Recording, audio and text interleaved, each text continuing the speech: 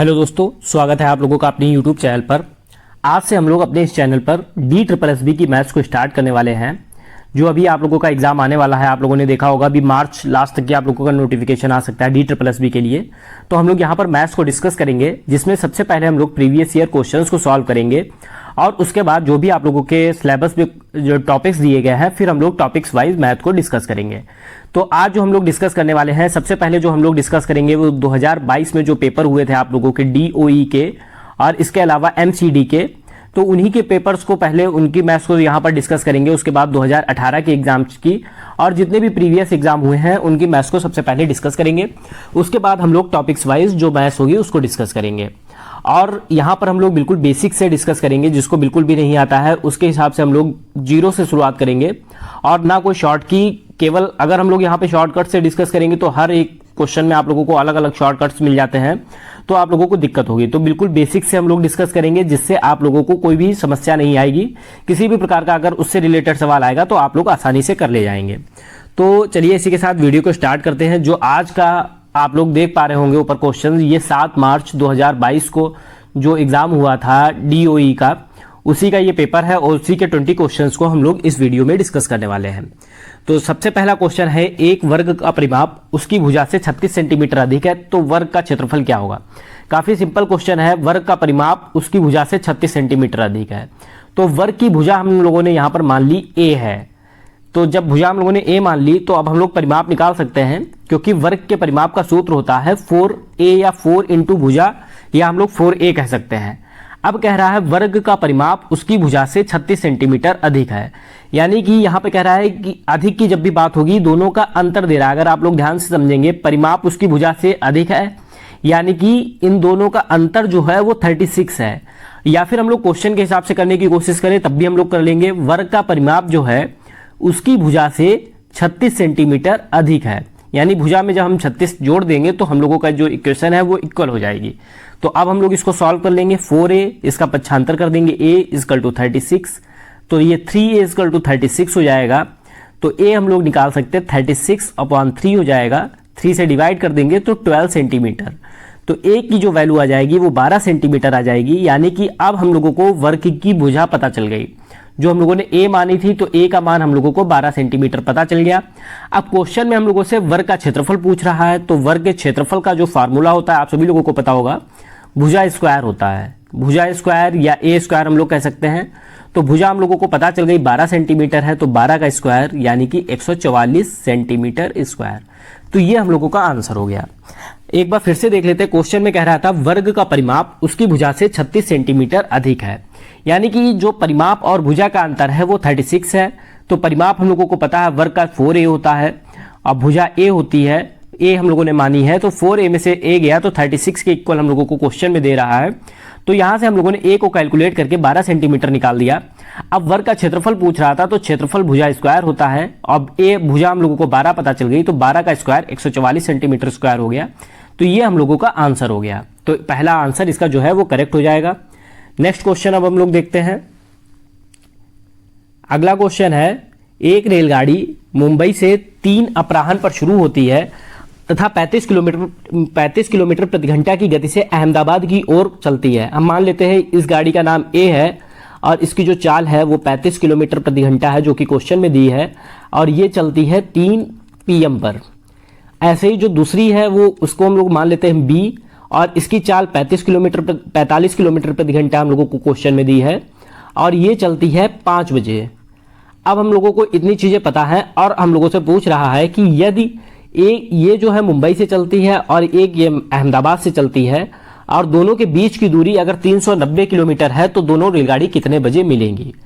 तो अब हम लोग देखें, अगर नॉर्मल क्वेश्चन दिया होता कि ये भी अगर 5 बजे चलती, ये भी 5 बजे चलती, यानी दोनों ट्रेन के चलने का अगर टाइम बराबर होता, तो हम लोग आसानी से समय को कैलकुलेट कर लेते, समय बराबर दूरी बटे चाल, और आसानी से हम लोग निकाल लेते हैं। लेकिन यहाँ पर जो रेलगाड़ी A है वो 3 बजे चल रही है शाम को, रेलगाड़ी B है वो 5 बजे चल रही है। तो जो टाइम है यहाँ पर टाइम अलग अलग है, इसीलिए सबसे पहले हम लोग टाइम को बराबर करेंगे। तो टाइम को बराबर करने के लिए क्या करेंगे, ये 3 आप लोगों का दिया है, यदि अगर ये 2 घंटे इसमें और जोड़ दे तो ये 5 हो जाएगा। तो अगर रेलगाड़ी A 3 बजे चलती है 35 किलोमीटर प्रति घंटा की चाल से, अगर हम लोगों को 5 इसमें 2 ऐड करना है तो 2 घंटे चल जाएगी। अगर 1 घंटे में 35 किलोमीटर चलती है तो 2 घंटे में कितना चल जाएगी, 70 किलोमीटर। तो ये 5 बजे जब दूसरी रेलगाड़ी चलना शुरू करेगी तब ये जो ए रेलगाड़ी है ये 70 किलोमीटर चल चुकी होगी पहले से। अब हम लोगों को मुंबई से अहमदाबाद की दूरी, यहाँ पे हम लोग मान लेते हैं मुंबई है, ये अहमदाबाद है, मुंबई अहमदाबाद, और इनके बीच की दूरी 390 है। अब यहाँ से रेलगाड़ी ए चली थी, यहाँ से रेलगाड़ी बी चली थी, ये 3 बजे चली थी और ये 5 बजे चली थी। लेकिन जब ये 5 बजे चली तब तक ये जो है 70 किलोमीटर चल चुकी थी। अब जब ये 70 किलोमीटर चल चुकी थी यानी कि अब हमारी दूरी बची इतनी, तो टोटल जो थी 390 और इसमें अब रेलगाड़ी ए 70 चल चुकी है, यानी कि जो हम लोगों की अब जो दूरी बची है वो 320 किलोमीटर बची है। जब रेलगाड़ी बी ने चलना स्टार्ट किया तब हम लोगों के पास दूरी बची है 320 किलोमीटर। अब दोनों रेलगाड़ी का टाइम बराबर हो गया क्योंकि ये 2 घंटे चल चुकी है, ये भी 5 बज गया यहाँ पर और ये भी 5 बजे चलती है। अब हम लोग निकाल लेंगे कितना समय लगेगा। तो समय बराबर दूरी बटे चाल फार्मूला होता है, दूरी बटे चाल। तो दूरी हम लोगों को पता चल गई 320 है और चाल हम लोग जब विपरीत दिशा में चल रही है, एक मुंबई से अहमदाबाद जा रही है, एक अहमदाबाद से मुंबई जा रही है। जब विपरीत दिशा में चलती है तब ट्रेनों की चाल जो है आपस में जुड़ जाती है। आप लोगों को पता होगा जब विपरीत दिशा में ट्रेन चल रही है तो चाल आपस में जुड़ेंगी और जब समान दिशा में चलेंगी तो चाल जो है आपस में घट जाएंगी।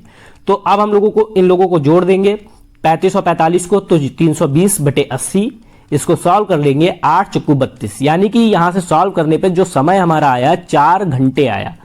तो जब समय हम लोगों का 4 घंटे हो गया और ट्रेन हम लोगों की 5 बजे चलना स्टार्ट हुई थी, तो 5 बजे में हम लोग 4 ऐड कर देंगे यानी 9 बजे ट्रेन जो है आपस में मिलेंगी।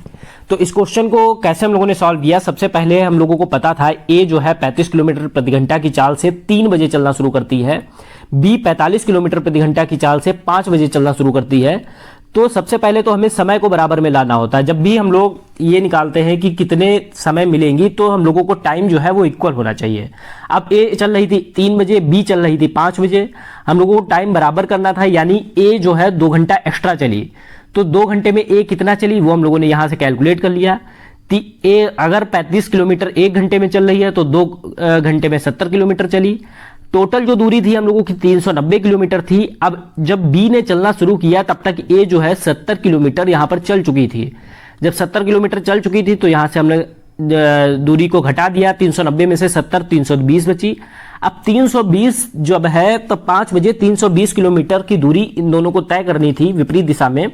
अब जब विपरीत दिशा में थी इसीलिए समय बराबर दूरी बटे चाल लगाया और चाल को हमने आपस में जोड़ दिया। अगर कहता समान दिशा में चल रही है तो चाल को हम लोग घटा देते हैं। तो जब हम लोगों ने जोड़ा तो अभी ये 35 और 45 80 हो गया और ऊपर 320 यानी 4 घंटे का समय आ गया। तो समय हमें पता चल गया कि दोनों रेलगाड़ी जो है जब 5 बजे चलना शुरू करेंगी तो 4 घंटे बाद कहीं पर मिलेंगी जाके। तो 4 घंटे बाद अगर 5 बजे कोई ट्रेन चलना शुरू करती है और 4 घंटे बाद मिल रही है तो 9 बजे वो आपस में मिलेंगी। तो यही हम लोगों का आंसर हो जाएगा। तो इसका जो करेक्ट आंसर है वो बी है। अब नेक्स्ट हम लोग क्वेश्चन देखते हैं। अगला क्वेश्चन है, काफी सिंपल क्वेश्चन है ये भी। इसमें कह रहा है कि ए अनुपात बी अनुपात सी का अनुपात 2 अनुपात 3 अनुपात 6 दिया है। तो ए बटे बी, तो ए बटे बी हम लोग देख लेंगे। जब भी हम लोगों को अनुपात में चीजें दी होंगी और अनुपात में ही हमको फाइंड करना है तो डायरेक्ट हम लोग वैल्यू ले सकते हैं। जैसे ए की वैल्यू यहां 2 हो गई, बी की 3 हो गई और सी की 6 हो गई। क्योंकि हम लोगों को यहां पे अनुपात से अनुपात में ही जा रहा है इसीलिए डायरेक्ट हम लोग वैल्यू ले सकते हैं। वैसे अगर हम लोगों को फाइंड आउट करना होगा तो फिर हम लोग 2x 3x और 6x मान के करेंगे। तो यहां पे ए की वैल्यू हम लोगों ने 2 रख ली और बी की वैल्यू 3 रख ली। तो ए बटे बी हम लोगों को पता चल गया। इसी तरीके से बी बटे सी हम लोगों ने निकाल लिया 3 बटे 6 और इसी तरीके से सी बटे ए हम लोगों ने निकाल लिया, ये हम लोगों का हो गया 6 बटा 2, क्योंकि सी की वैल्यू 6 है और ए की वैल्यू 2 है, बी की 3 है, सी की 6 है। तो इस तरीके से हम लोगों ने इन वैल्यूज को यहां पे लिख लिया। अब क्वेश्चन में कह रहा है कि हमको जो आंसर चाहिए है वो ये चाहिए, तो इसका अनुपात हम लोग निकाल देंगे डायरेक्ट 2 बटे 3 अनुपात 3 बटे 6 अनुपात 6 बटे 2। अब ये जो है हम लोगों का फ्रैक्शन की फॉर्म में है और हम लोगों को आंसर चाहिए डायरेक्ट। तो इसको निकालने के लिए जब भी फ्रैक्शन से हम लोगों को सॉल्व करना होता है तो हम लोगों को पता है कि जो भी हम लोगों का हर होता है, जैसे यहाँ 3 है, ये 6 है और ये 2 है, इनका हम लोग एलसीएम निकालते हैं। तो एलसीएम हम लोग यहाँ पे निकाल लेंगे, एलसीएम 6 आ जाएगा। यहाँ पे हम लोग देख लेते हैं 3 3 1 3 1 1 1, तो ये हम लोगों का एलसीएम हो गया 2 गुणे 3 यानी 6। अब जो एलसीएम आता है उससे हम लोग मल्टीप्लाई कर देते हैं अंश में। तो यहाँ पे हमने मल्टीप्लाई किया तो ये 3 से कट गया 2 यानी 2 दूना 4, 6 से 6 कट गया तो यहाँ पे 3 बचा, अनुपात 3, अनुपात 2 से 6 कट गया तो ये 3 बचा है यानी 18। तो हम लोगों का आंसर हो गया 4:3:18, यानी कि पहला आंसर हम लोगों का सही हो जाएगा। कैसे हम लोगों ने किया, a/b 2/3 हो गया, क्योंकि हम लोगों को अनुपात से अनुपात जा रहा है इसीलिए डायरेक्ट हम लोग वैल्यू को काउंट कर सकते हैं। ऐसे b/c निकाल लिया, c/a निकाल लिया।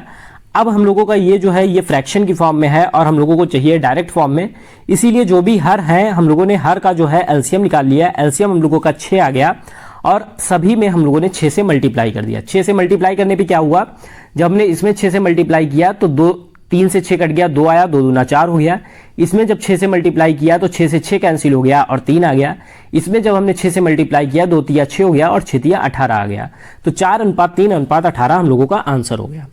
अब नेक्स्ट जो क्वेश्चन है हम लोगों का, इसमें कह रहा है 2 कार एक बिंदु से एक ही समय पर चलना प्रारंभ करती हैं तथा एक दूसरे से समकोण दिशा में चलती हैं।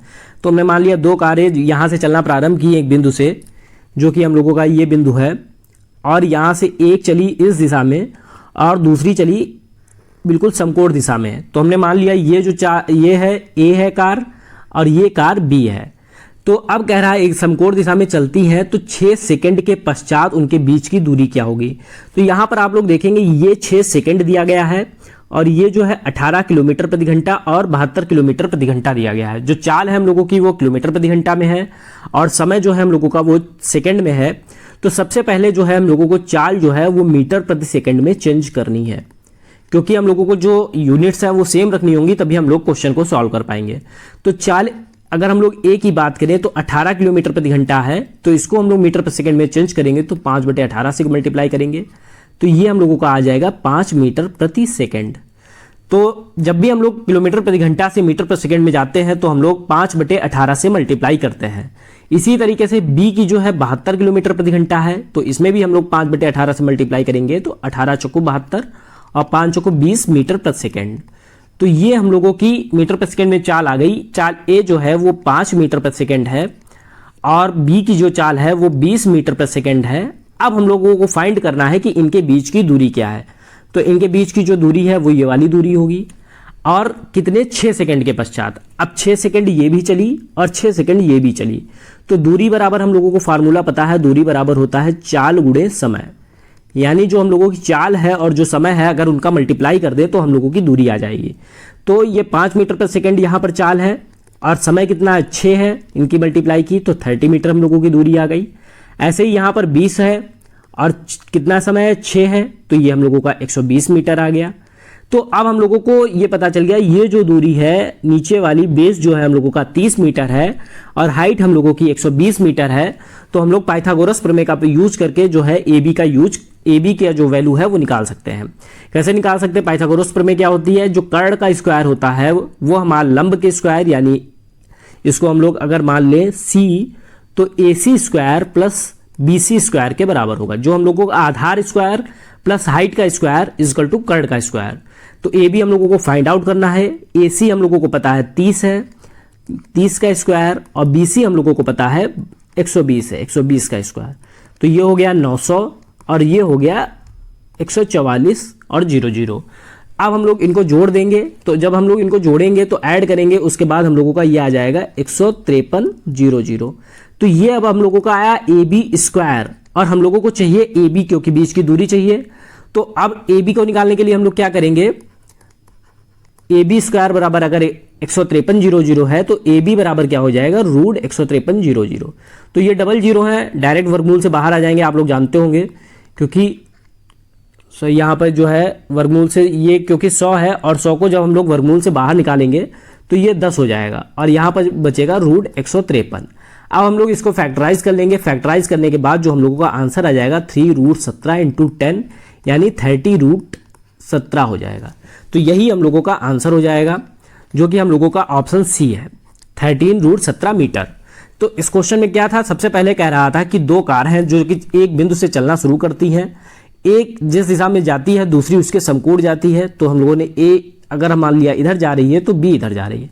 एक ही चाल हम लोगों को 18 किलोमीटर प्रति घंटा दी थी और समय जो हम लोगों को दिया था 6 सेकंड में दिया था, इसीलिए 18 को हम लोगों ने मीटर प्रति सेकंड में चेंज किया जो कि 5 मीटर प्रति सेकंड बना। इसी तरीके से बी जो है 72 किलोमीटर प्रति घंटा था, इसको हम लोगों ने मीटर प्रति सेकंड में चेंज किया तो ये 20 मीटर प्रति सेकंड बना। अब हम लोगों को फाइंड करनी थी कि ये दूरी जो कितनी दूरी पर होंगे, तो हम लोगों को ये दूरी चाहिए थी और ये दूरी चाहिए थी, तभी हम लोग इस दूरी को फाइंड आउट कर पाते। तो हम लोगों को पता था फार्मूला होता है दूरी बराबर चाल गुणे समय। तो चाल हमारी थी 5, समय था 6, तो दूरी हो गई 30, मल्टीप्लाई कर दिया चाल गुणे समय से। इसी तरीके से चाल थी 20, समय था 6, तो दूरी हो गई 120 मीटर। अब हम लोगों को चाहिए था कर्ण ए बी स्क्वायर, तो ए बी स्क्वायर बराबर A C square plus B C square. तो ए सी की जो वैल्यू है वो 30 थी, तो 30 को रख दिया। बी सी की वैल्यू 120 थी, इसका हम लोगों ने सॉल्व किया तो 153,000 आया। अब इसको चाहे आप डायरेक्ट फैक्टराइज करके इसको निकाल सकते हैं या फिर इसको हम लोग 153 गुणे 00 लिख सकते हैं, 153 गुणे 100 लिख सकते हैं, 153 गुणे 100। और 100 का वर्गमूल 10 होता है और 153 का वर्गमूल √153। इसको जब सॉल्व करेंगे तो 3√17 आ जाएगा। तो 3√17 गुणे 10, तो 30√17 मीटर हम लोगों का आंसर हो जाएगा। तो ये क्वेश्चन नंबर 4 हो गया। नेक्स्ट जो क्वेश्चन है ये भी काफी इजी क्वेश्चन है। इसमें कह रहा है m प्लस n का 15%, यहाँ पे जो m है प्लस n है इसका 15%, 15% को हम लोग 15/100 लिख सकते हैं। और m माइनस n का 65%, प्रतिशत का मतलब हम लोग यहाँ पर भी 100 लिख सकते हैं।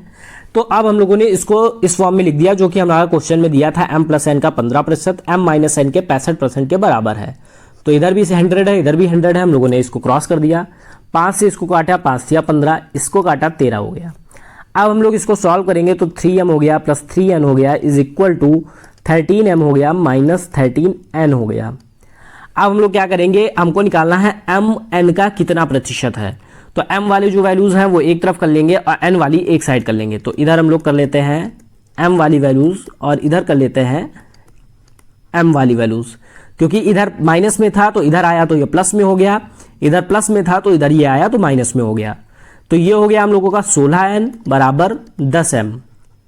तो ये अब हम लोग यहाँ से m/n निकाल सकते हैं। तो ये हम लोगों का 16/10 हो जाएगा, क्योंकि क्रॉस मल्टीप्लाई कर दिया तो 10 नीचे आ गया और n इधर नीचे आ गया। तो 16/10 हम लोगों का ये वैल्यू आ गई। अब हम लोगों से कह रहा है mn का कितना प्रतिशत है। अगर m का मान यहाँ पे हम लोगों को पता चल गया 16 है, n का मान 10 है, तो 16 जो है 10 का कितना प्रतिशत है, प्रतिशत निकालने के लिए 100 से मल्टीप्लाई कर देंगे। ये 0 से ये 0 कट जाएगा और 160% आंसर आ जाएगा। कैसे हम लोगों ने क्वेश्चन किया, काफी इजी था, सारा ही कुछ क्वेश्चन में ही दिया था। m प्लस n का 15% बराबर m माइनस n के 65% के बराबर है। 0 से 0 कट गए दोनों साइड। 5 से हम लोगों ने इधर डिवाइड किया, 5 से हम लोगों ने इधर डिवाइड किया, सॉल्व किया तो 16n बराबर 10m आया। m/n हम लोगों ने निकाल लिया, 16/10 हो गया। तो m की वैल्यू हम लोगों को 16 पता चल गई, n की वैल्यू 10 पता चल गई। तो अब पूछ रहा था 16 10 का कितना प्रतिशत है, तो 16/10 और प्रतिशत निकालने के लिए 100 से मल्टीप्लाई कर दिया तो हम लोगों का 160% आ गया, जो कि सी ऑप्शन हम लोगों का सही है। नेक्स्ट हम लोग देखते हैं अगला जो क्वेश्चन है वो 6 नंबर का क्वेश्चन है। इसमें कह रहा है एक ठोस बेलन को पिघलाकर ठोस घन बनाए जाते हैं। बेलन के आधार की त्रिज्या 44 सेंटीमीटर है तथा इसकी ऊंचाई 14 सेंटीमीटर है। यदि घन की भुजा 11 सेंटीमीटर है तो कितने घन बनेंगे। तो जब भी किसी चीज को पिघलाकर दूसरी आकृति बनाई जाएगी तो हम लोग हमेशा आयतन निकालेंगे। इस बात को आप लोगों को हमेशा याद रखना है। जब भी कोई आकृति को पिघलाकर किसी दूसरी आकृति में परिवर्तित किया जाएगा तो हम लोग हमेशा आयतन को ही फाइंड आउट करेंगे, उसके आगे ही हम लोगों की सारी प्रोसेस होगी। और अब यहाँ पर पूछ रहा है घनों की संख्या। तो जब भी किसी आकृति को पिघलाया जाएगा तो जो पहले वाली आकृति होगी वो ऊपर रहेगी, उसका आयतन बटे जो आकृति बनाई जाएगी यानी जो दूसरी आकृति होगी उसका आयतन नीचे होगा। और इन दोनों को डिवाइड करने से हम लोगों का जो आंसर आएगा वही हम लोगों की संख्या हो जाएगी।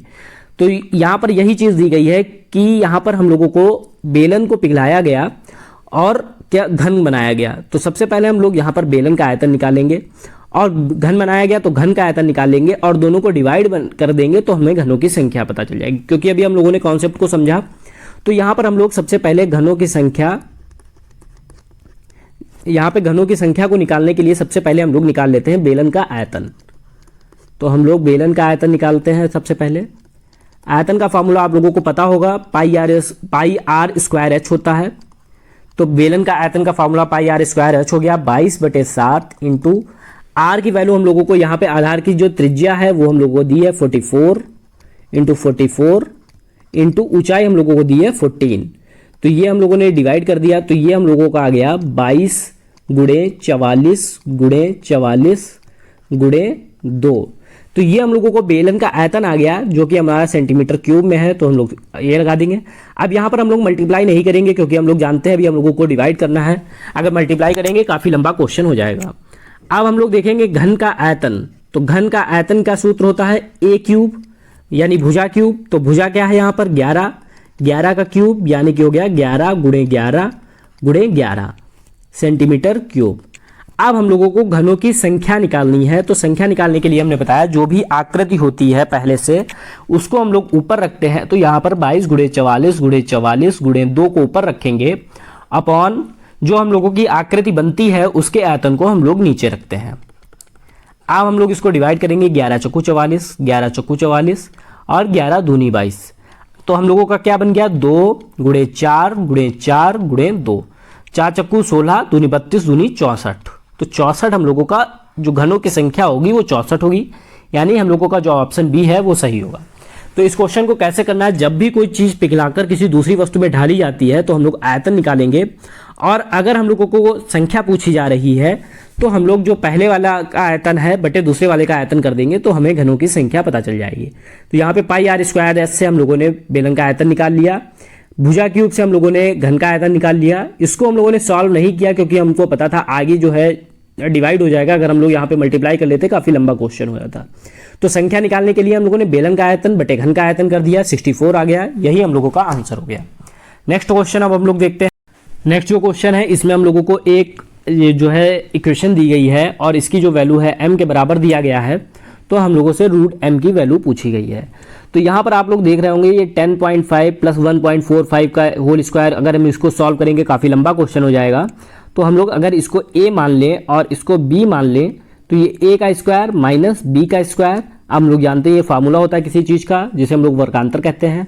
तो ये a plus b into a minus b हो जाएगा। तो ये वर्गांतर का फार्मूला होता है। तो हमने a इसको मान लिया, b इसको मान लिया और इसी फार्मूले को यूज़ करके ऊपर वाली वैल्यू हम लोग यहाँ पर सॉल्व कर लेंगे। तो इसको यहाँ पे हम लोग लिख देते हैं सबसे पहले a प्लस बी यानी कि 10.5 प्लस 1.45 प्लस 10.5 माइनस 1.45, और इसी तरीके से आगे हम लोगों का बनेगा जाके a minus b 10.5 plus 1.45 minus 10.5, यहाँ पे ब्रैकेट लगा देंगे हम लोग 10.5 माइनस 1.45। तो ये हम लोगों का बन गया यहाँ पर वर्गांतर का फार्मूला लगाने के बाद ये इक्वेशन बन गई। अब यहाँ पर आप लोग देखेंगे ये माइनस में है, ये प्लस में कैंसिल हो गया। तो ये हम लोगों का बन गया 10.5 प्लस 10.5 और ये हम लोगों का बन गया 10, इसको यहाँ पे अभी हम लोग सॉल्व कर लेते हैं 10.5 प्लस 1.45 माइनस अब इस ब्रैकेट को खोल देते हैं 10.5 प्लस 1.45। अब हम लोग इसको सॉल्व करेंगे तो ये कैंसिल हो जाएगा। तो ये आ जाएगा 10.5 प्लस 10.5 और ये आ जाएगा 1.45 प्लस 1.45। अब हम लोग इसको सॉल्व करेंगे तो ये 10.5 प्लस 10.5 इसको हम लोग ऐसे भी समझ सकते हैं, ये इस तरीके से लिखा हुआ क्योंकि 2 बार लिखा है, और इसी तरीके से इसको भी हम लोग इस तरीके से समझ सकते हैं, ये भी 2 बार लिखा हुआ है। चाहे हम लोग 2 बार जोड़ दें या 2 से मल्टीप्लाई कर दें, बात एक ही रहती है। और नीचे हम लोगों का जो दिया गया था क्वेश्चन में वो हम लोगों का ये दिया गया था। अब क्या है, एक 10.5 से एक 10.5 कैंसिल हो गया, 1.45 से 1.45 कैंसिल हो गया, ऊपर बचा 2 इंटू 2 जो कि 4 आ गया। अब हम लोगों को पता चल गई m की वैल्यू अगर 4 है तो रूट m की वैल्यू कितनी होगी, रूट 4 यानी कि 2 हम लोगों का आंसर हो जाएगा, जो कि ऑप्शन सी करेक्ट है। कैसे हम लोगों ने फाइंड किया, ऊपर हम लोग देख पा रहे थे कि a प्लस बी का होल स्क्वायर और a माइनस बी का होल स्क्वायर करते काफी लंबा हो जाता, इसीलिए हम लोगों ने यहाँ पर वर्गांतर का फार्मूला का यूज किया, और जैसे कि वैल्यू सारी हम लोगों की कट गई और हम लोगों का यहाँ पर 2 इंटू 10.5 बचा, 2 इंटू 1.45 बचा, ये कैंसिल हो गया, 2 इंटू 2 4 आ गया, और रूट m चाहिए था इसीलिए हम लोगों ने इसका रूट निकाल दिया, रूट तो 2 हम लोगों का आंसर हो गया। वर्गांतर का जो फार्मूला होता है वो a square minus b square equal to a plus b into a minus b होता है, आप लोगों को याद रखना है। नेक्स्ट क्वेश्चन अब हम लोग देखते हैं। अगला क्वेश्चन है जो कि आप लोगों का एक पाई चार्ट से रिलेटेड है और इसमें ये आप लोगों का जो है ये परसेंटेज दिया गया है 19%, 20%, इसी तरीके से ये आप लोगों की वैल्यूज दी गई हैं और इसमें लिखा गया है कि एक वृत्त चित्र एक वर्ष में 5 शहरों की जनसंख्या को दर्शाता है। इन सभी 5 शहरों की कुल जनसंख्या 12,000 है। एक विशिष्ट शहर की जनसंख्या को इन सभी 5 शहरों की कुल जनसंख्या के प्रतिशत के रूप में दर्शाया जाता है और नीचे हम लोगों को दिया है L1 क्या है और L2 क्या है, तो L2 माइनस L1 निकालना है। L1 क्या है, D तथा E की औसत जनसंख्या और L2 क्या है, ABC की कुल जनसंख्या। तो सबसे पहले हम लोग L1 को कैलकुलेट कर लेते हैं। तो L1 को कैसे निकालेंगे, D और E की औसत। तो औसत का मतलब क्या होता है, कुल जितने भी कुल पद बटे कुल संख्या। तो यहाँ पे कुल कितने हैं, D और E यानी कि 2 हैं। D का मान कितना है 11% प्लस E का मान कितना है 19 बटे कितने लोग हैं, 2 लोग हैं। तो इसको हम लोग जोड़ देंगे तो 30/2 यानी कि 15% आ जाएगा। डायरेक्ट हम लोगों ने कर लिया। चाहे आप तो 12,000 का 11% निकालें, फिर 12,000 का 19% निकालें, दोनों को ऐड कर के 2 से डिवाइड करें, काफ़ी लंबा हो जाएगा। इसीलिए दोनों वैल्यूज प्रतिशत में थी, इसीलिए हम लोगों ने यहाँ पर डायरेक्ट जोड़ दिया और 2 लोग थे D और E, इसीलिए 2 से डिवाइड कर दिया तो 15% आ गया। अब क्या है 15%, 12,000 जनसंख्या का 15% निकाल लेंगे और प्रतिशत का मतलब 100 होता है क्योंकि L1 जो है D और E की औसत जनसंख्या का मान है। तो औसत जनसंख्या कितनी आई, 15% आई D और E की, जो कि 12,000 का 15% निकाल लेंगे तो हमारा मान आ जाएगा। 0 0 कट गया, 0 0 कट गया, तो 15 12 की मल्टीप्लाई की 18 180 हो गया और 0 हो गया। तो ये हम लोगों की वैल्यू आ गई 1800। अब नेक्स्ट हम लोग यहाँ पर देखते हैं L2 क्या दिया है, ABC की कुल जनसंख्या। अब आप चाहें तो यहाँ पर A का मान निकालें, फिर B की निकालें, फिर C की निकालें अलग अलग, और चाहे तो आप A, B और C यानी कि यहाँ पर L2 को A, B 20 प्लस 32 प्लस 18 को एक साथ जोड़ दें, जो कि हमारी वैल्यू बनेगी जाके 70%, और ये 70% डायरेक्ट निकाल दें 12,000 का, तो भी हम लोगों का वही बात रहेगी, वही मान आएगा। तो 12,000 का 70% निकाल देंगे तो 0 0 कैंसिल हो जाएगा और हम लोगों की वैल्यू आ जाएगी 8400। तो ये अब हम लोगों का मान आ गया 8400, जो कि L2 है। L1 हम लोगों का आ गया 1800।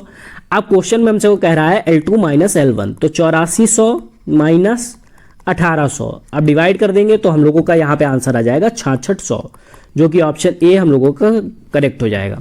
तो यहाँ पर आप लोग देख सकते हैं कि अगर आप लोगों को कैलकुलेशन शॉर्ट करनी है तो जितना शॉर्ट कर पाए, यहाँ पे आप लोग देखेंगे D की वैल्यू प्रतिशत में थी, E की प्रतिशत में थी और हम लोगों को औसत निकालना था।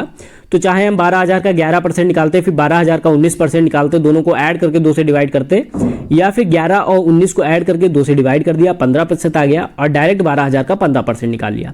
इसी तरीके से L2 को 20, 32 और 18 को ऐड किया, 70% हो गया और 12,000 का डायरेक्ट 70% हो गया। तो ये 8400 आ गया। L2 माइनस L1 पूछा था तो दोनों को घटा दिया, 6600 हम लोगों का आंसर हो गया। नेक्स्ट क्वेश्चन देखते हैं। अगला क्वेश्चन है, इसमें कह रहा है कि नीचे 2 कंपनियां दी गई हैं। यहाँ पे हम लोग ये A कंपनी है और ये B कंपनी है। प्रिंट की वजह से यहाँ पर दोनों में अंतर नहीं आ रहा है, जो कि ये A है और ये B है। इसी तरीके से ये A B सब में इसी तरीके से है। अब कह रहा है वर्ष Y1 में A की आय वर्ष Y2 में B की आय का 75% है और सेकेंड स्टेटमेंट दिया है और पूछा है कौन से स्टेटमेंट सही है। तो पहला स्टेटमेंट क्या कह रहा है, Y1 में A की आय, तो Y1 में A की आय कितनी है 400, और Y2 में B की आय कितनी है, Y2 में B की आय कितनी है 300। कह रहा है कि Y2 में B की आय का 75% है, तो Y2 में B की आय कितनी है 300। 300 का अगर हम लोग 75% निकालेंगे तो 300 से कम वैल्यू आएगी, चाहे आप लोग निकाल के देख लें यहाँ पर। तो 5 या 15, 7 या 21, 1 22, 225 हो जाएगा, जो कि हम लोगों का आंसर गलत हो जाएगा। अगर Y2 का 75% निकालने पर हम लोगों का 400 आता तो हम लोगों की बात सही होती, लेकिन यहाँ पर 225 आ रहा है, इसलिए स्टेटमेंट फर्स्ट जो है हम लोगों का गलत हो गया। नेक्स्ट कह रहा है सभी 5 वर्षों में A तथा B की आय के बीच का अंतर 200 है। तो सभी 5 वर्षों में A को हम लोग कैलकुलेट कर लेते हैं, यहाँ 400, ये 800, ये 600, ये 100 और ये 200। तो हम लोग इसको जोड़ते हैं, 8 4 12, 6 18, 1 19, 2 2100 आ गया। A का जो वैल्यू है सभी 5 वर्षों में 2100 है। इसी तरीके से B की निकाल लेते हैं। B का क्या है 700 प्लस 300 प्लस 500 प्लस 200 प्लस 600। अब इनको जोड़ लेते हैं, 6 2 8 5 13 3 16 7 2300। तो बी की जो वैल्यू है सभी 5 वर्षों में 2300 है, ए की वैल्यू 2100 है, कितना अंतर है 200 का अंतर है। तो सेकंड स्टेटमेंट कह रहा है सभी 5 वर्षों में ए तथा बी की आय के बीच अंतर 200 है, तो सेकंड वाला सही है, यानी कि केवल सेकंड वाला हम लोगों का आंसर सही हो जाएगा। इसमें क्या था, सिंपल सा दिया था कि स्टेटमेंट फर्स्ट सही है या स्टेटमेंट सेकंड सही है या दोनों सही है। तो सबसे पहले हम लोगों ने पहले में दे रहा था कि y1 में ए की आय जो कि 400 है, y2 में बी की आय जो कि हमारा 75% है 300 है, तो 300 का 75% 400 के बराबर आएगा नहीं आएगा, इसीलिए हम लोगों का पहला जो स्टेटमेंट है गलत हो गया। और दूसरा स्टेटमेंट में हम लोगों ने दोनों को जोड़ लिया, दोनों के अंतर जो है हम लोगों का 200 आ गया, तो हम लोगों का जो दूसरा स्टेटमेंट है वो सही हो गया। इसीलिए जो हम लोगों का जो करेक्ट आंसर होगा वो सी वाला सही होगा। नेक्स्ट है, ये काफ़ी हम लोग काफ़ी क्वेश्चन आप लोगों को देखने को मिलता है और इसको जो हम लोग व्यवहारिक गणित से भी सॉल्व कर सकते हैं, काफ़ी सिंपल क्वेश्चन है। इसमें कह रहा है कि एक दूध व्यापारी 50 रुपये प्रति लीटर की दर से 40 लीटर दूध खरीदता है, कि 50 रुपये पर लीटर की दर से खरीदता है कितना 40, यानी उसने कितने रुपए खर्च किए, यहाँ से हम लोग निकाल सकते हैं। 1 लीटर अगर मिल रहा है 50 रुपये में, तो 40 लीटर कितना मिलेगा 50 गुणे 40 में, तो ये हम लोगों का 2000 रुपये आ जाएगा। यानी कि 2000 रुपये में उसने कितना दूध खरीदा 40 लीटर दूध खरीदा। अब कह रहा उसमें 12 लीटर पानी मिला देता है, 40 लीटर दूध था, अब इसमें 12 लीटर पानी मिला दिया तो कितना बन गया 52 लीटर दूध बन गया, और इसे वो 40 रुपये प्रति लीटर की दर से बेच देता है। तो अगर 40 रुपये में 1 लीटर बेचता है तो 52 लीटर कितने में बेचेगा, गुणा कर देंगे 40 गुणे 52 की, मल्टीप्लाई करेंगे तो 4 दूनी 8, 5 को 20, 2080 हो जाएगा, 2080 रुपये। अब उसने जो दूध है वो खरीदा था 2000 रुपये में, बेचा 2080 रुपये में, तो लाभ प्रतिशत निकालना है, कितना लाभ हुआ 2000 से 2080 में 80 रुपये का लाभ हुआ। किससे हुआ, क्रय मूल्य से होता है हमेशा लाभ, याद रखना जो भी हम लोगों का लाभ होगा लाभ बटे क्रय मूल्य गुणे 100। तो क्रय मूल्य हमारा कितना था, खरीदा गया मूल्य 2000 गुणे 100, मल्टीप्लाई किया, इसको डिवाइड कर दिया, ये 2 चक्कू 8, तो 4% हम लोगों का आंसर हो गया। जो लाभ है हम लोगों का 4% होगा, यानी ए वाला आंसर सही होगा। कैसे किया, काफ़ी सिंपल क्वेश्चन था। 40 लीटर दूध खरीदता है 50 रुपये में, तो टोटल उसने कितने रुपए खर्च किए 40 लीटर खरीदने में, 2000 रुपये खर्च किया। अब 12 लीटर पानी मिला देता है, तो 40 लीटर उसने खरीदा था, उसमें 12 लीटर पानी मिला दिया, अब उसके पास दूध की मात्रा हो गई 52 लीटर, और 40 रुपये प्रति लीटर बेच देता है। 40 रुपये में अगर 1 लीटर बेचता है तो 52 लीटर बेचेगा 2080 रुपये में। तो पहले उसने 2000 रुपये में खरीदा, 2080 में बेचा, तो फायदा कितना हो गया 80 रुपये का हो गया।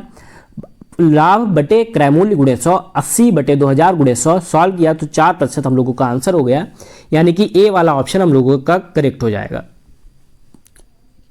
नेक्स्ट है, इसमें यहां पर हम लोगों का ये प्लस है जो कि आप लोगों को डिवाइड लग सकता है, तो यहां पर प्लस का निशान है। अब इसको हम लोगों को सॉल्व करना है, एक सिंपल सी इक्वेशन दी गई है और इसका हमें मान निकालना है। तो हमेशा याद रखना कोई भी इक्वेशन दी हो उसमें सबसे पहले हम लोग भाग हल करते हैं, फिर गुणा हल करते हैं, फिर जोड़ हल करते हैं और देन घटाना पे जाते हैं। तो सबसे पहले भाग, फिर गुणा, फिर जोड़, फिर घटाना। तो यहाँ पर सबसे पहले हम लोग, भाग है नहीं यहाँ पर क्योंकि ये प्लस है, तो सबसे पहले हम लोग गुणा को सॉल्व करेंगे। 32 - 16 गुणे 2 प्लस 3 बटे 12 गुणे 2 माइनस 7 गुणे 3 है। तो सबसे पहले गुणा को हल करेंगे तो ये हम लोगों का हो जाएगा 32 - 32 प्लस 3 बटे 24 माइनस 21, यहाँ 12 दूनी 24 और 7 तिया 21। अब हम लोग जोड़ को हल करते हैं तो ये प्लस में है 32 और ये प्लस में है 3, तो इनको जोड़ देते हैं 35 - 32 बटे 3, 35 में से 32 जाएगा 3 बटे 3, ये डिवाइड कर देंगे, 1 हम लोगों का आंसर हो जाएगा जो कि ऑप्शन ए सही है। काफ़ी सिंपल था, इसमें केवल हमको ये याद रखना था कि सबसे पहले भाग हल करते हैं, फिर गुणा, फिर जोड़, फिर घटाना। उसी को हम लोगों ने यहाँ पे फॉलो करके लगा दिया, तो हम लोगों का आंसर जो है वो 1 आ गया। नेक्स्ट क्वेश्चन है, इसमें कह रहा है कई पुरुष एक होटल में गए तथा प्रत्येक ने उतने ही रुपए खर्च किए जितने पुरुष थे। यदि खर्च किया गया धन 17,424 है तो पुरुषों की संख्या। तो यहाँ पर हम लोग मान लेंगे, माना जो पुरुष हैं हम लोगों के, पुरुष जो है वो x हैं। अब प्रत्येक पुरुष ने उतने ही रुपए खर्च किए जितने की पुरुष हैं, तो प्रत्येक व्यक्ति ने कितने रुपए खर्च किए, x खर्च किए, तो जो कुल खर्चा होगा तो कितना हो जाएगा, x गुणे x हो जाएगा, यानी कि x स्क्वायर हो जाएगा। क्योंकि x पुरुष थे, x रुपए खर्च किए, तो टोटल जो खर्चा हुआ वह x स्क्वायर हुआ। अब x स्क्वायर की वैल्यू हम लोगों को दे रखी है, टोटल खर्चे की 17,424 है, तो पुरुषों की संख्या निकालनी है, तो x हो जाएगा √17,424। इसको जब हम लोग अंडर रूट निकालेंगे तो 132 आ जाएगा, तो x की जो वैल्यू है वो 132 आ जाएगी। तो जो हम लोगों की पुरुषों की संख्या है वो 132 होगी, क्योंकि यहाँ पर हम लोग एक बार फिर से देख लेते हैं। पुरुषों की संख्या हमने मान ली x थी, अब प्रत्येक पुरुष ने उतने ही रुपए खर्च किए जितने कि पुरुष थे, तो x ही रुपए खर्च किए। तो टोटल कितना खर्चा हो गया, पुरुष x, एक व्यक्ति ने x खर्च किए, टोटल खर्च किया x स्क्वायर, जो कि हम लोगों को 424 के बराबर दिया था। तो 424 का हम लोग 424 का हम लोगों ने अंडर रूट निकाला, तो 132 आ गया। 132 हम लोगों का आंसर हो गया। नेक्स्ट हम लोग देखते हैं, अगला क्वेश्चन है। इसमें कह रहा है, इसमें एक हम लोगों को यहाँ पे ग्राफ दिया गया है और कह रहा है सी में काम करने वाले अधिकारियों की संख्या। तो C1 में जो काम करने वाले अधिकारी हैं वो 200 हैं, और C5 में काम करने वाले अधिकारियों की संख्या का कितना प्रतिशत है। C5 में काम करने वाले अधिकारियों की संख्या 500 है, तो जो 200 है वो 500 का कितना प्रतिशत है, ये हम लोगों से पूछा गया है। तो 200 है, कितना प्रतिशत पूछा है, 500 का। तो 500 को नीचे रखेंगे, 100 से मल्टीप्लाई कर देंगे, 0 से 0 कट गए, 5 से काटा, 5 को 20, यानी 40% हम लोगों का आंसर आ गया। यानी ए वाला आंसर हम लोगों का सही हो जाएगा। काफ़ी सिंपल क्वेश्चन था, पूछ रहा था C1 C5 का कितना है, तो C1 C5 का कितना है, कितने प्रतिशत है, तो ये हम लोगों का बन गया। C1 की वैल्यू 200 दी थी, C5 की वैल्यू 500 दी थी, और इसको हम लोगों ने सॉल्व किया तो 40% हम लोगों का आंसर हो गया। नेक्स्ट 14th क्वेश्चन है, 1 से 200 के बीच कितनी संख्याएं 9 से विभाज्य हो सकती हैं। तो ये अगर संख्या 9 से विभाज्य है तो जो भी संख्या है उसके अंकों का योग भी 9 से विभाज्य होगा। जैसे कि अगर बात की जाए, हम लोग सबसे बड़ी संख्या लेते हैं, यहाँ पर पूछ रहा है 200 तक, 200 की अगर बात की जाए इसके अंकों का योग हो जाएगा 2 + 0 + 0 यानी कि 2, जो कि 9 से विभाज्य नहीं है। तो इसी तरीके से हम लोग 199 को देखेंगे, 9 9 18 1 19 हो जाएगा, जो भी 9 से विभाज्य नहीं है। इसी तरीके से 198 देखेंगे तो ये हम लोगों का 18 हो जाएगा, जो कि 9 से विभाज्य है। यानी कि जो हम लोगों को लास्ट में सबसे पहली संख्या मिली वो 198 मिली। अब इसमें से अगर हम लोग 9 घटा दें तो हम लोगों की 9 से विभाज्य संख्या आ जाएगी, 9 से घटाते चले जाएंगे। इसी तरीके से 181 होगी। इसी तरीके से जब हम लोग संख्या को घटाते चले आएंगे तो लास्ट जो संख्या हम लोगों को मिलेगी वो 9 मिलेगी। तो इसको अब हम लोग निकाल सकते हैं कैसे, Tn बराबर a + n - 1 × d, ये हम लोगों का फार्मूला होता है, ये AP का होता है जिसे हम लोग समांतर श्रेणी कहते हैं। क्योंकि यहाँ पर अगर हम लोग देखेंगे तो ये 9 पहली संख्या होगी, दूसरी 18 होगी, तीसरी 27 होगी। इसी तरीके से ऐड करते करते आखिरी जो संख्या होगी वो 198 होगी। यहाँ पे कॉमा होगा, सॉरी, 9, 18, 27, आखिरी जो संख्या होगी 198 होगी। तो ए क्या होता है यहाँ पर, पहला पद 9, Tn क्या होता है आखिरी पद जो कि 198 है, प्लस n हम लोगों को निकालना है पदों की संख्या n - 1, और d क्या होता है दूसरी और पहली संख्या के बीच का अंतर, यानी कि 9 हो जाएगा। अब इसे ले आएंगे 198 - 9 बराबर n - 1 × 9। अब 18 में से 9 गया 9, ये 8, ये 1 बराबर n - 1 × 9। अब इधर मल्टीप्लाई में है तो इधर आएगा तो डिवाइड में हो जाएगा, तो n - 1 = 189/9, 9 दूनी 18, 9 एकम 9, तो n - 1 बराबर 21 आ गया। तो n बराबर 21 + 1 हो गया, जो कि हम लोगों का आंसर हो गया 22। तो सी वाला हम लोगों का आंसर हो जाएगा सही। कैसे हम लोगों ने निकाला, इसको हम लोग फिर से एक बार देखते हैं कि इसमें जो सबसे छोटी संख्या अगर आप देखेंगे 9 से विभाज्य होने वाली 9 होगी, उससे बड़ी 18 होगी, और इसी तरीके से चलती चली जाएगी, और लास्ट जो संख्या मिलेगी वो 198 मिलेगी, क्योंकि इनके अंकों का योग 9 से विभाज्य है। तो हम लोगों ने समांतर श्रेणी का फार्मूला लगा दिया ये, और इसमें जो Tn है वो हमारा आखिरी पद है, A हमारा पहला पद है, n पदों की संख्या है, और D पहले, दूसरे और पहले के बीच का अंतर है। इसको जब हम लोगों ने सॉल्व किया तो n बराबर 22 आ गया है, यानी 1 से 200 के बीच जो डिवाइड होने वाली संख्या है 9 से, उनकी संख्या 22 है। नेक्स्ट हम लोग क्वेश्चन देखते हैं। अगला क्वेश्चन है 15वां, वह सबसे बड़ी संख्या क्या है जो 76, 310 तथा 463 को विभाजित करे जिसमें प्रत्येक स्थिति में शेषफल 4 बचे। तो इस टाइप के क्वेश्चन को सॉल्व करने के लिए हम लोग क्या करते हैं कि जब भी कहता है कि प्रत्येक स्थिति में शेषफल 4 बचे, यानी कि जो सबसे पहले क्या है 76 को विभाजित करना है, 310 को करना है और 463 को करना है। तो 76 में से हम लोग जो शेषफल 4 बच रहा है, 310 में 4 बच रहा है, 463 में 4 बच रहा है, तीनों में से हमने घटा दिया तो ये 72 आ गया, ये 306 आ गया, और ये हम लोगों का आ गया 459। अब ये हम लोगों की संख्याएं आ गई। अब इनका जो हम लोग मासा निकालेंगे वही हमारी बड़ी से बड़ी संख्या हो जाएगी, क्योंकि बड़ी से बड़ी संख्या जब भी कहेगा तब हम लोगों को मासा ही निकालना है। तो यहाँ पर हम लोगों को शेषफल जो बच रहा था 4 बच रहा था सभी में, तो 4 सभी में से हम लोगों ने घटा दिया, तो 72, 306 और 459 बचा है। इनका हम लोगों को मासा निकालना है, इनके गुणनखंड कर लेते हैं। आप लोग चाहें तो वैसे भी गुणनखंड कर सकते हैं, यहाँ पे हम लिख दे रहे हैं। तो ये इसके जो गुणनखंड होंगे 3 तिया 9 दूनी 18 दूनी 36 दूनी 72, ऐसे 306 के होंगे 2 गुणे 3 गुणे 3 गुणे 17, ऐसे 459 के होंगे 3 गुणे 3 गुणे 3 गुणे 17। तो ये आप लोगों के हो जाएंगे 459 के। अब हम लोगों को मासा निकालना है, यानी कि कॉमन कौन सा नंबर है। तो आप देखेंगे 3 एक बार इसमें आया है, 3 इसमें आया है और 3 इसमें आया है, तो 3 हो गया। फिर 3 इसमें आया है, इसमें आया है और इसमें आया है, जो तीनों में कॉमन है वो हम लोगों का मासा हो जाएगा और 9 हम लोगों का आंसर हो जाएगा, यानी डी वाला ऑप्शन सही हो जाएगा। जब भी ऐसा क्वेश्चन होगा जिसमें कहेगा प्रत्येक स्थिति में इतना शेषफल बच रहा है, तो जो भी संख्या है उनमें से हम शेषफल घटा देंगे, फिर उसके बाद जो संख्याएं हमको मिलेगी उनका मासा निकाल देंगे। मासा आप लोग चाहे भागविश से भी निकाल सकते हैं, चाहे आप लोग गुणनखंड करके निकाल सकते हैं। गुणनखंड करने पे जो कॉमन आएगा तीनों में वो हम लोगों का मासा हो जाएगा। 3 × 3 हम लोगों का कॉमन आया, तो 9 हम लोगों का आंसर हो गया। तो 15 का जो आंसर हो जाएगा वो 9 हो जाएगा। नेक्स्ट क्वेश्चन देखते हैं। अगले क्वेश्चन में कह रहा है एक व्यक्ति द्वारा 15 वर्षों में मूलधन, हम लोग मान लेते हैं यहाँ पे मूलधन नहीं दिया है तो मूलधन मान लेते हैं P। 15 वर्षों में मूलधन यानी T हम लोगों को दिया है 15 वर्ष समय। साधारण ब्याज मूलधन का 180% है। जो हम लोगों का ब्याज है वो मूलधन का 180% है, यानी P का 180% है। तो ये हम लोगों का कट गया, यानी 2 9 18 2 5 10, तो हम लोगों का जो ब्याज आ गया 9P/5 आ गया। अब साधारण ब्याज कह रहा है, तो साधारण ब्याज का फार्मूला होता है ब्याज बराबर मूलधन गुणे दर गुणे समय बटे 100। तो ब्याज हम लोगों का है 9P/5 इक्वल टू मूलधन P इंटू दर, R पता नहीं है हम लोगों को निकालनी है, तो R मान ली। समय हम लोगों को 15 दिया है बटे 100।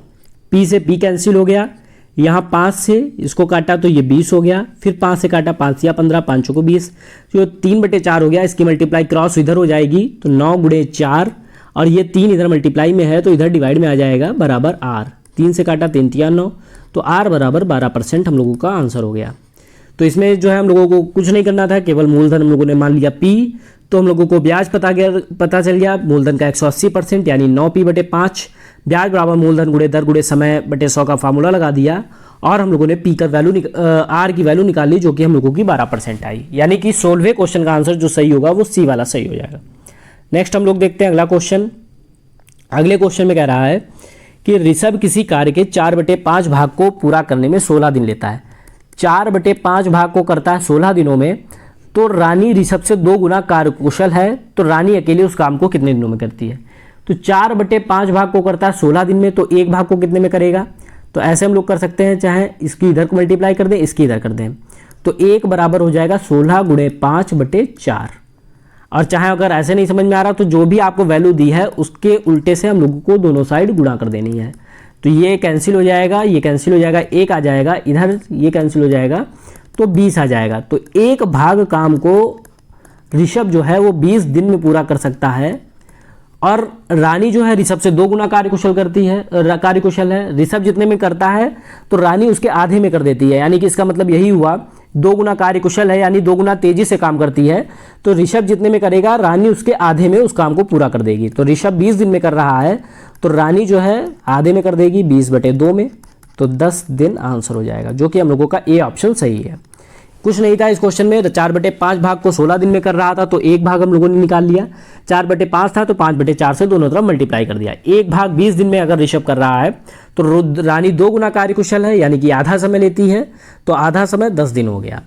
नेक्स्ट क्वेश्चन 18वां, इसमें कह रहा है 19 संख्याओं का औसत 37 है। तो औसत अगर 37 है तो योग कितना होता है, योग बराबर कुल संख्या गुणे औसत। तो जो औसत है हम लोगों का संख्या 19 है, औसत हम लोगों का 37 है, तो इन दोनों की अगर हम लोग मल्टीप्लाई करेंगे तो हम लोगों को कुल योग पता चल जाएगा। तो मल्टीप्लाई करने पे आएगा, यहाँ पे हम लोग मल्टीप्लाई करके देख लेते हैं, 703 योग। अब कह रहा है पहले वाला योग हम लोग या तो इसको ले सकते हैं, पहले योग इतना था, यदि हम प्रत्येक संख्या में एक संख्या b को जोड़ देते हैं तो 59 हो जाता है। जब b को जोड़ते हैं तो औसत कितना हो जाता है, 59 हो जाता है। अब दूसरा योग निकाल लेते हैं, ये कब है, जब हम b को जोड़ देते हैं तो औसत कितना हो जाता है, 59 हो जाता है। और संख्याएं तो कितनी है हम लोगों की, 19 ही हैं। तो हम लोग इसकी मल्टीप्लाई करेंगे तो दूसरा योग हम लोगों को आ जाएगा बाद वाला 1121 आ जाएगा। इनकी जब मल्टीप्लाई करेंगे तो बाद वाला जो है वो 1121 है, पहले वाला 703 है। कब होता है, जब हम लोग प्रत्येक संख्या में b को जोड़ देते हैं। b को प्रत्येक संख्या में जोड़ रहे हैं, टोटल संख्या 19 है, यानी b को 19 बार जोड़ना पड़ेगा। यानी कि कितना जोड़ना पड़ेगा, पहले 703 था, अब इसमें कितना जोड़ना पड़ेगा, 19b, क्योंकि b जो था b को कितनी बार जोड़ रहे हैं, 19 बार जोड़ रहे हैं, प्रत्येक संख्या में जोड़ रहे हैं यानी 19 बार जोड़ रहे हैं। तो क्या हो जाता है, 1121 हो जाता है। तो 19b बराबर क्या हो जाएगा, 1121 माइनस 703। तो 19b बराबर क्या हो जाएगा, यहाँ पे हम लोग घटा लेते हैं। तो ये हम लोगों का 11 में से 3 गया 8, और यहाँ पर 1 बचा, और यहाँ पर हम लोगों का 11 में से 7 गया 4 बचा। तो फिर हम लोग b बराबर 418 बटे 19 हो जाएगा। तो 19 दूनी 38 बचा 3, 19 दूनी 38 यानी 22 हम लोगों का आंसर ए सही हो जाएगा। क्या था, काफ़ी इसमें बहुत कठिन क्वेश्चन नहीं था। 19 संख्याओं का औसत 37 दिया था, तो हम लोगों ने पहले योग निकाल लिया 19 संख्याओं का। फिर कह रहा है यदि हम प्रत्येक संख्या में एक संख्या b को जोड़ देते हैं तो औसत 59 हो जाता है। तो बाद वाला हम लोगों ने निकाल लिया, औसत 59 हो जाता है। योग कितना हो जाएगा, 1121 हो जाएगा, संख्या क्योंकि 19 है। फिर प्रत्येक संख्या में b को जोड़ रहे हैं, यानी b को 19 बार जोड़ रहे हैं। तो टोटल कितनी b हो गए, 19 b हो गए। तो पहले 703 था, उसमें 19 b हमने जोड़ा तो 1121 हो गया। तो b की वैल्यू हम लोगों ने यहाँ से फाइंड आउट कर ली, 22 हम लोगों का आंसर हो गया। नेक्स्ट हम लोग अगला क्वेश्चन देखते हैं। इसमें कह रहा है एक नई मिश्र धातु प्राप्त करने के लिए 60 किलोग्राम मिश्र धातु A, यानी A की जो वैल्यू है, A की वैल्यू जो है वो 60 किलोग्राम है, और को 80 किलोग्राम मिश्र धातु B के साथ मिलाया जाता है। B कितना है, 80 किलोग्राम है। यदि मिश्र धातु A में जस्ता तथा तांबा का अनुपात 7:5 है, मिश्र धातु B में जस्ता तथा तांबा का अनुपात 3:7 है, तो नई मिश्र धातु में जस्ते का भार क्या होगा। तो 60 में अगर जस्ते का अनुपात 7:5 है, जस्ते और तांबा का, तो जस्ता कितना है 7, और दोनों का टोटल कितना है 7 5 12, तो 12 पंचे 60, 7 ना 35 किलोग्राम। ऐसे ही इधर भी हम लोग फाइंड आउट कर लेंगे। 80 जस्ता कितना है 3, और टोटल कितना है 10, तो 10 से डिवाइड किया तो 24 हो गया, 24 किलोग्राम। तो अब हम लोगों को A में जस्ता पता चल गया 35 किलोग्राम, और B में पता चल गया 24 किलोग्राम। पूछ रहा है तो नई मिश्र धातु में कुल जस्ता कितना होगा, तो कुल 35 प्लस 24 यानी कि 59 किलोग्राम। 59 किलोग्राम हम लोगों का आंसर हो जाएगा। कह रहा था A जो है वो 60 किलोग्राम, B 80 किलोग्राम, इनको आपस में मिलाया जाता है। और मिश्र धातु A में जस्ते और तांबे का अनुपात जो है वो 7:5 है, और इसमें 3:7 है। तो कुल जस्ता निकालना था हमें मिश्र धातु में। तो 60 था हमारा A, और उसमें जस्ता था 7, और टोटल जो अनुपात था 7 5 12 ऐड कर दिया तो 35 किलोग्राम आ गया। इधर 80 था, उसमें जस्ता 3 था, टोटल जो था वो 10 था, तो हम लोगों ने इसको फाइंड किया तो 24 आ गया। तो कुल जस्ता हम लोगों ने ऐड कर दिया, तो कुल जस्ता हम लोगों को मिश्र धातु में 59 किलोग्राम पता चल गया। नेक्स्ट क्वेश्चन देखते हैं, और लास्ट क्वेश्चन आज का, जिसमें कह रहा है x y से 40% अधिक अंक प्राप्त करता है। तो y अगर हम लोग मान लें y के अंक 100 थे, तो x जो है 40% अधिक प्राप्त करता है। ऐसे हम लोग निकाल सकते हैं, या डायरेक्ट 140 लिख सकते हैं। 40% अधिक प्राप्त करता है यानी कि 140 हो गए। तो x की जो वैल्यू है 140 है, y की वैल्यू 100 है। तो y के अंक x के अंकों से कितने प्रतिशत कम है। तो y के अंक कितना कम है, पहले हम लोग देखेंगे कितना कम है, 40 कम है। किससे कम है, x से कम है, तो x नीचे रहेगा, गुणे 100। तो ये 0 कट गया, 2 7 14, ये कट गया 20, यानी कि 200/7। इसको जब हम लोग डिवाइड करेंगे तो हम लोगों को आ जाएगा 28.57%। काफ़ी इजी क्वेश्चन था। हम लोगों ने मान लिया y जो है 100 अंक प्राप्त करता है, तो x जो है 40% अधिक प्राप्त करता है, तो 40% अधिक हो गए, कितने हो गए, 140 हो गए। अब कह रहा y के अंक x के अंकों से कितना कम है, तो कम प्रतिशत कम निकालने के लिए यहाँ पे लिख देता हूँ, प्रतिशत कम निकालने के लिए टोटल जितना कमी है बटे किससे कमी है, सिंपल भाषा में ऐसे हम लोग समझ सकते हैं, किससे कमी है गुणे 100। तो कमी कितनी थी, 40 की कमी थी। किससे कमी थी, x से कमी थी, x से कमी थी 140 से, गुणे 100 फाइंड किया तो 28.57% आ गया। तो ये हम लोगों के आज के 20 क्वेश्चन हो गए, जो कि आप लोगों के 7 मार्च 2022 के एग्जाम में पूछे गए थे, DOE के 7 मार्च 2022 को जो हुआ था। अब नेक्स्ट जो हम लोगों का होगा उसमें हम लोग अगले जो शिफ्ट में एग्जाम मैथ्स के क्वेश्चन पूछे गए थे उनको डिस्कस करेंगे। तो फ्रेंड्स आज के वीडियो में सिर्फ इतना ही। अगर आप लोगों को वीडियो पसंद आए तो वीडियो को लाइक करें, साथ ही साथ चैनल को सब्सक्राइब करें। मिलते हैं नेक्स्ट वीडियो में। Thank you.